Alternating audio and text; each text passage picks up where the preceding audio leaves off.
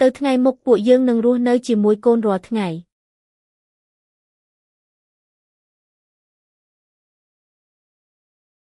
ថៅកែឆានពួកយើងមកពីក្រុមហ៊ុនរៀបចំការចង់ពិភាក្សាការសហការរយៈពេលវែងជាមួយលោកការរចនាផ្ការបស់ហាងលោកគឺមានលក្ខណៈពិសេសខ្លាំងណាស់ថ្ងៃដំបូងសោះទទួលបានលទ្ធផលល្អបែបនេះទៅថ្ងៃមុខរបរស៊ីរបស់យើងច្បាស់ជាកាន់តែរីកចម្រើនមិនខានពិតមែនហើយទាំងអស់នេះក៏ដោយសារតែអូនដែរបើគ្មានអូនទេបងក៏មិនអាចរលូនបែបនេះដែរឈូវ៉ាន់បងស្រឡាញ់អូនធ្វើជាសង្សារបងបានទេ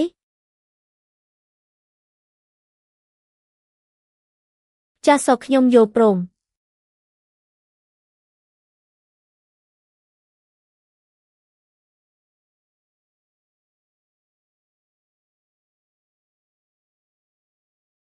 យប់ជ្រៅណាស់ទៅហើយហេតុអ្វីបានជាថ្នាក់លើទេមកខ្ញុំអញ្ចឹងគម្រោងព្រលានយន្តហោះត្រូវបានចាប់ផ្ដើមជាផ្លូវការហើយខ្ញុំត្រូវទៅស្នាក់នៅការដ្ឋានផ្ទាល់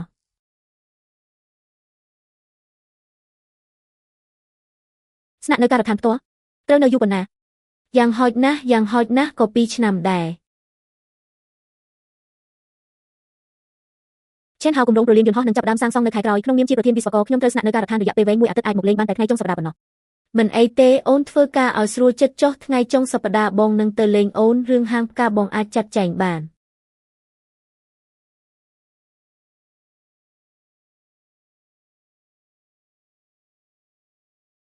កន្លែងចង្រៃនេះនៅមិនកើតទេថ្លង់រាល់ថ្ងៃចេញទៅធ្វើការក្រៅនៅរកលុយបានខ្លះកាលនឹងបើគុំតែតាមវងឆៃសែនបង្កកបកម្មម្លេះពេលនេះពួកយើងក៏ទទួលបានលុយបាត់ទៅហើយតិចលើក្រេរាល់ថ្ងៃចង់ឲ្យខ្ញុំបម្រើទៀតបើគុំតែម៉ែឯងបង្កការពីមុនគ្រួសារយើងធ្លាក់ខ្លួនដល់ថ្នាក់នេះទេម៉ែស្ដាយក្រោយណាស់ម៉ែមិនគួរធ្វើបែបនឹងដាក់ឆេនហៅសោះវងធីឆេនផុសតាំងច្បាស់កាលណាស់តើឯងនៅមានអ្វីត្រូវនិយាយទៀតទេខ្ញុំវង្វេងមួយពេលខ្ញុំនឹងសងលុយទាំងអស់វិញសូមអ្នករាល់គ្នាផ្ដល់ឱកាសឲ្យខ្ញុំម្ដងទៀតទៅ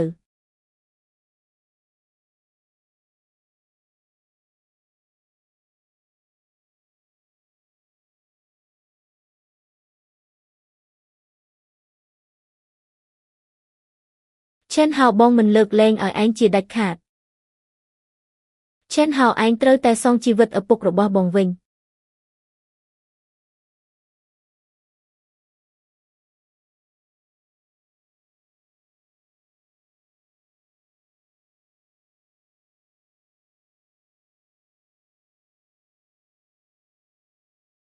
ឯងជាអ្នកណាហេតុអ្វីបានជាវាយកំទេចឡានរបស់ខ្ញុំ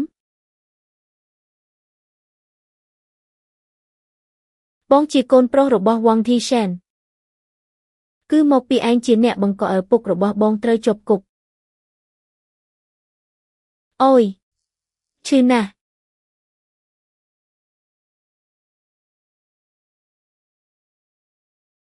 អាឡូប៉ូលីសឬនៅទីនេះមានមនុស្សកាន់ដំបងមកបង្កប៊ូស្នាមឯងចាំមើលចុះចេញពីគុកវិញបងនឹងមកសងសឹកឯង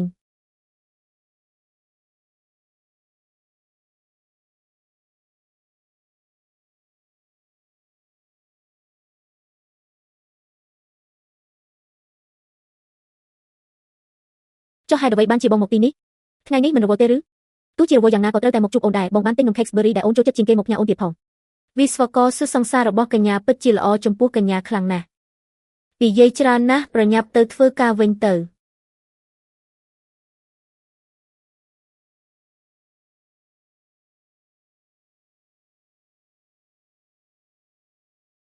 ប្រយ័ត្នឆេនហៅបងយ៉ាងម៉េចហើយកុំធ្វើឲ្យខ្ញុំភ័យអី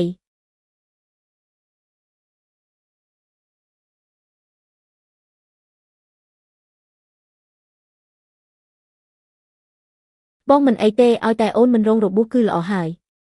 កុំទាន់និយាយអីបងមិនអីទេចាសោះឆ្អឹងខ្នងមានការប្រេះស្រាមនិងរង្គោះរង្គើខួរក្បាលស្រាលសំណាងល្អដែលមិនប៉ះពាល់ដល់ឆ្អឹងកងខ្នងមកពីខ្ញុំទាំងអស់បើខ្ញុំប្រុងប្រយ័ត្នបន្តិចបងក៏មិនត្រូវរងរបួសបែបនេះដែរក្មេងឈួតវាមិនពាក់ព័ន្ធនឹងអូនឯណាបងមិនអាចឈោមមើលអូនត្រូវគេសង្កត់នោះទេឲ្យតែអូនមិនអីគឺបងអស់ចិត្តហើយWarner ឲ្យសៀវឆេនគឺក្មេងល្អម្នាក់គេពិតជាស័ក្តិសមឲ្យកូនផ្ញើជីវិតលើណាស់កូនដឹងហើយម៉ែថ្ងៃក្រោយកូនត្រូវតែមើលថែគេឲ្យបានល្អណាស់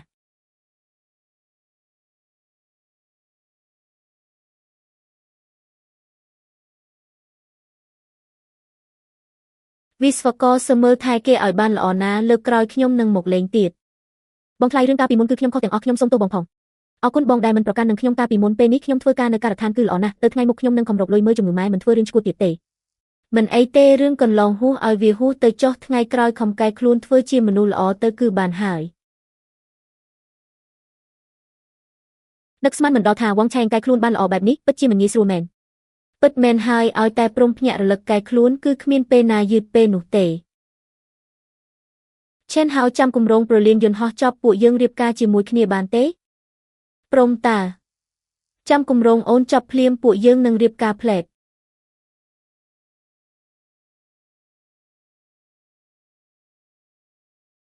ដោយសារតែការពង្រីកទីក្រុងដីធ្លីនៅភូមិគ្រួសារវងនឹងត្រូវប្រមូលទិញដើម្បីសាងសង់មណ្ឌលដឹកជញ្ជូនប្រលានយន្តហោះគ្រួសារនីមួយនឹងទទួលបានសំណង80,000 យ៉ន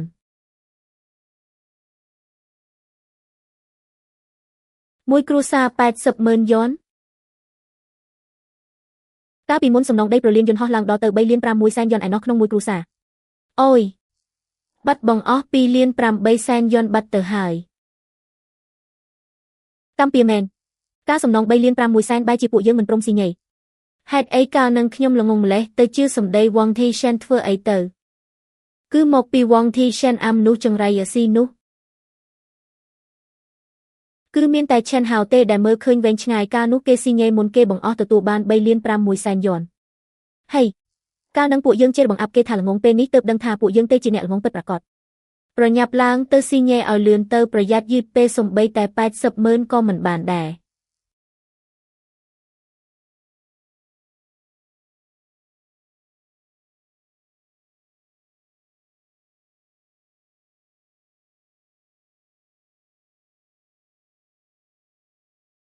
ខ្ញុំដឹងតាំងពីដំបូងមកម្លេះថានឹងមានថ្ងៃនេះកើតឡើងគម្រោងប្រលានយន្តហោះនៅសល់តែ3 ខែទៀតនឹងចាប់ផ្ដើមហោះហើយពួកយើងកំណត់ថ្ងៃការនៅថ្ងៃនោះតែម្ដងទៅល្អទេបងហៅនៅខាងក្រៅមានអ្នកភូមិវ៉ាន់ជាមួយក្រុមធំកំពុងមករកបង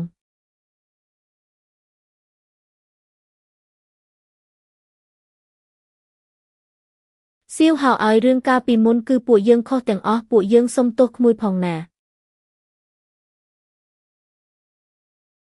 មិនអីទេពូរឿងកន្លងហួសឲ្យវាហួសទៅចុះថ្ងៃក្រោយឲ្យតែពួកយើងរស់នៅបានសុខសាន្តទៅគឺបានហើយនឹកស្មានមិនដល់ថាបងជាមនុស្សចិត្តទូលាយបែបនេះកាលពីមុនពួកគេធ្វើដាក់បងដល់ថ្នាក់នឹងបែរជាបងមិនប្រកាន់បន្តិចសោះប្រកាន់ពួកគេបានប្រយោជន៍អីទៅរឿងពីមុនវាហួសអស់ហើយឲ្យតែគ្រប់គ្នារស់នៅបានល្អគឺគ្រប់គ្រាន់ហើយ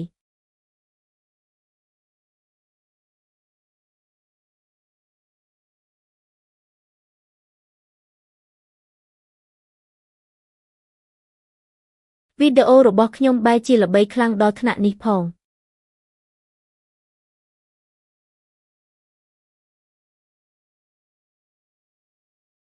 ខ្ញុំគ្រាន់តែធ្វើការសម្រេចចិត្តធម្មតាមួយប៉ុណ្ណោះគ្មានអ្វីត្រូវចែករំលែកទេបងទៅចូលរួមទៅល្អតាអាចយកបទពិសោធន៍របស់បងទៅចែករំលែកឲ្យអ្នករាល់គ្នាបានដឹងពីផលវិបាកនៃភាពលោភលន់និងធ្វើជាគំរូដ៏ល្អសម្រាប់អ្នកដទៃទៀតផងមិនល្អទេឬ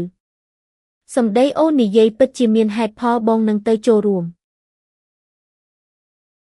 លោកឆេនហៅការនោះអ្នករាល់គ្នាចង់បានសំណងដល់ទៅ10 លានយ៉នមានតែលោកម្នាក់គត់ដែលសម្រេចចិត្តស៊ីញ៉េយក3.6 លានយ៉នតើការនោះលោកមានគំនិតបែបណាដែរលោកមិនបារម្ភថាខ្លួនឯងត្រូវខាតបង់ទេឬកាលនឹងខ្ញុំមិនបានគិតច្រើនទេខ្ញុំគ្រាន់តែគិតថាលាភសំណាងមិនចេះតែធ្លាក់ពីលើមេឃនោះទេម្យ៉ាងលុយ3.6 លានគឺច្រើនណាស់ទៅហើយវាជាសំណងសំរុំដែលរត់ដល់ឲ្យហេតុអ្វីខ្ញុំមិនព្រមស៊ីញ៉េមួយវិញទៀតខ្ញុំដឹងថាមនុស្សមិនត្រូវលោភលន់ពេកនោះទេអ្វីដែលមិនមែនជារបស់យើងទោះបីជាយើងខំប្រកែកយកក៏គ្មានប្រយោជន៍ដែរចុងក្រោយមានតែការខាតបង់ប៉ុណ្ណោះ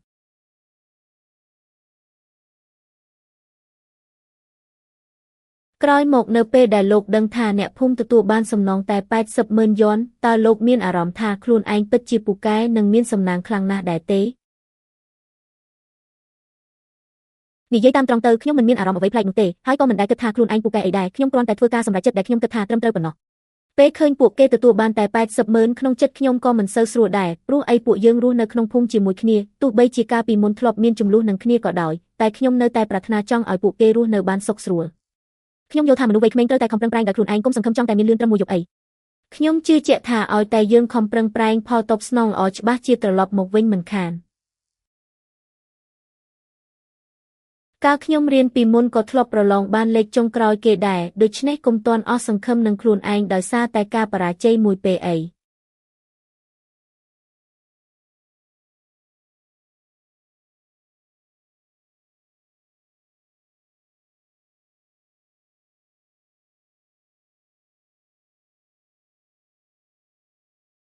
មានរឿងអីអញ្ចឹង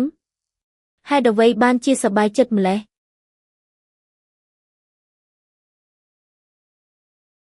មើលណែតើជាអ្វីទៅ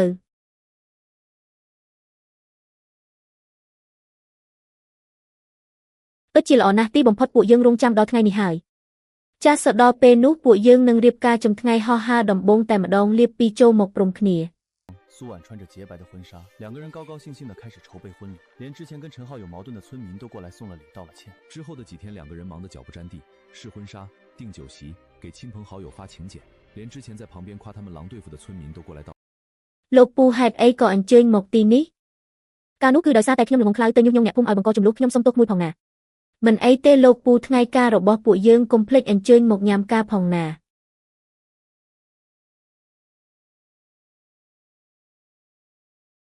ឆេនហៅមិនបានជួបគ្នាយូរហើយពេលនេះលោកពិតជាល្បីខ្លាំងណាស់ណច្បាស់ជាភ្លេចខ្ញុំបាត់ទៅហើយមែនទេពួកយើងគ្មានទំនាក់ទំនងអ្វីនឹងគ្នាទៀតទេតើនាងមកទីនេះធ្វើអីអញ្ចឹងឬខ្ញុំកំពុងតែពូកូនរបស់លោកតើលោកគិតថាខ្ញុំមកធ្វើអីទៅលោកត្រូវតែទទួលខុសត្រូវលើរូបខ្ញុំនិងកូនក្នុងពោះបើមិនអញ្ចឹងទេខ្ញុំនឹងទៅបង្កការរំខាននៅក្នុងពិធីការរបស់លោកបំផ្លាញកម្មវិធីលោកឲ្យខ្ទេចខ្ទីមិនខានតើកូនក្នុងពោះជាកូនរបស់ខ្ញុំពិតមែនឬអត់ពួកយើងទៅធ្វើតេស្តណាឥឡូវនេះភ្លាមទៅបើវាជាការពិតខ្ញុំនឹងទទួលខុសត្រូវគ្រប់យ៉ាងតែបើជាការพูดកុហកនាងត្រូវតែទទួលខុសត្រូវចំពោះមុខច្បាប់ពីបទបរិហារគេខ្ញុំជឿជាក់លើរូបគេពួកយើងអាចទៅធ្វើតេស្តជាមួយនាងឥឡូវនេះបានពួកឯងកុំមកគៀបសង្កត់ខ្ញុំខ្លាំងពេកពួកយើងទទួលបានសេចក្តីរាយការណ៍ថានៅទីនេះមានករណីចំណុចទារប្រាក់សូមសហការក្នុងការស៊ើបអង្កេតជាមួយពួកយើងខ្ញុំនិយាយហើយទាំងអស់នេះគឺដោយសារតែយ៉ាងឡាវសែនជាអ្នកបង្ខំខ្ញុំគេឲ្យលុយខ្ញុំ20,000 យន់ដើម្បីមកបោកប្រាស់លោក俩人平分，闹剧终于收场。两个人的婚礼没有受到任何影响，反而被更多人称赞他们感情坚固。今天我们迎来了双喜临门的好日子，让我们掌声欢迎两位新人，同时咱们机场项目的核心工。រឿងដែលមានសំណាងបំផុតក្នុងឆាកជីវិតរបស់បងគឺការសម្រេចចិត្តជ្រើសរើសយកសំណង3លាន5មួយសែនការនោះហើយបានមកជួបនឹងអូនខ្ញុំក៏ដូចគ្នាដែរចាស់